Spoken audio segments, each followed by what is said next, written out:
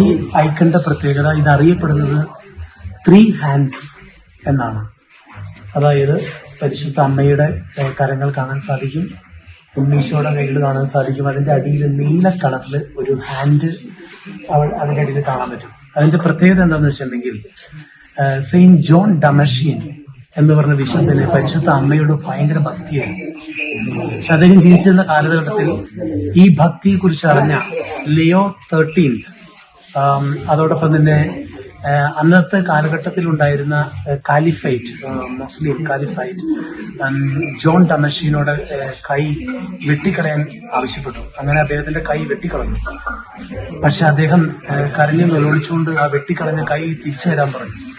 അപ്പൊ ആ കൈ തിരിച്ചു വാങ്ങിച്ചുകൊണ്ട് അദ്ദേഹം പരിശുദ്ധ അമ്മയോട് പ്രാർത്ഥിക്കുന്ന സമയത്ത് ഈ കൈ പരിശുദ്ധ അമ്മയുടെ ചിത്രത്തിലേക്ക് നിലത്തേക്ക് വീണു. അപ്പൊ അദ്ദേഹം ആ അമ്മയോട് കരഞ്ഞു നിലവിളിച്ച് ആ കൈ അവിടെ വെച്ചിട്ട് അത് കൂടിച്ചേരണമേ എന്ന് പറഞ്ഞ് നിലവിളിച്ച് പ്രാർത്ഥിച്ചുകൊണ്ടിരിക്കുന്ന സമയത്ത് അദ്ദേഹം പെട്ടെന്നൊരു അബോധാവസ്ഥയിലേക്ക് അൺകോൺഷ്യസ് ആയിട്ട് പോയി. ആ അൺകോൺഷ്യസ് ആയിട്ട് പോകുന്ന സമയത്ത് സ്വപ്നത്തിൽ അദ്ദേഹം പരിശുദ്ധ അമ്മ പ്രത്യക്ഷപ്പെട്ട് അദ്ദേഹത്തിന്റെ കൈ കൂട്ടിച്ചേർത്ത് വെക്കുന്നതായിട്ട് സ്വപ്നത്തിൽ കാണുകയാണ്. ആ സ്വപ്നത്തിൽ നിന്ന് ഉണരുമ്പോൾ ആ കൈ അത്ഭുതകരമായിട്ട് കൂടിച്ചേർന്നിരിക്കുകയാണ്.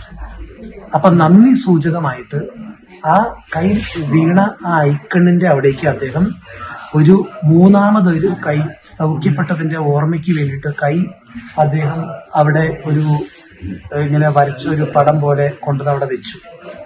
ആ ഐക്കണാണ് വളരെ അത്ഭുതകരമായി പിന്നീട് 3 ഐക്കൺസ് എന്നറിയപ്പെടുന്ന വിശ്വവിഖ്യാതമായ ഒരു പരിശുദ്ധ അമ്മയുടെ അത്ഭുതം ഓർമ്മപ്പെടുത്തുന്ന ഒരു ഐക്കണായിട്ട് മാറിയത്.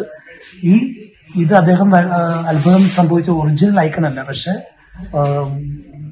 പതിറ്റാണ്ടുകൾ പഴക്കമുള്ള അനേകരും ഒന്ന് പ്രാർത്ഥിക്കുമ്പോൾ അത്ഭുതം നടക്കുന്ന ഒരു ഐക്കൺ തന്നെയാണ് ഇവിടെ സൂചിപ്പിച്ചിരിക്കുന്നത്.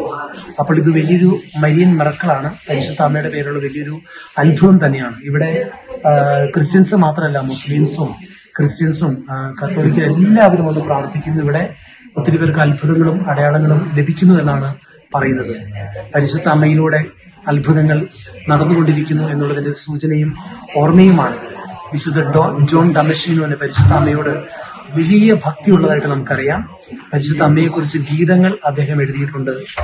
നമുക്ക് പ്രാർത്ഥിക്കാം പരിശുദ്ധ അമ്മയോട്. അത്ഭുതകരമായ രോഗസൗഖ്യങ്ങൾ ലഭിക്കുവാൻ പരിശുദ്ധ അമ്മയുടെ മാധ്യസ്ഥന് സാധിക്കുമെന്നുള്ളതിന്റെ വലിയ ഒരു തെളിവ് തന്നെയാണ്. നന്ദി.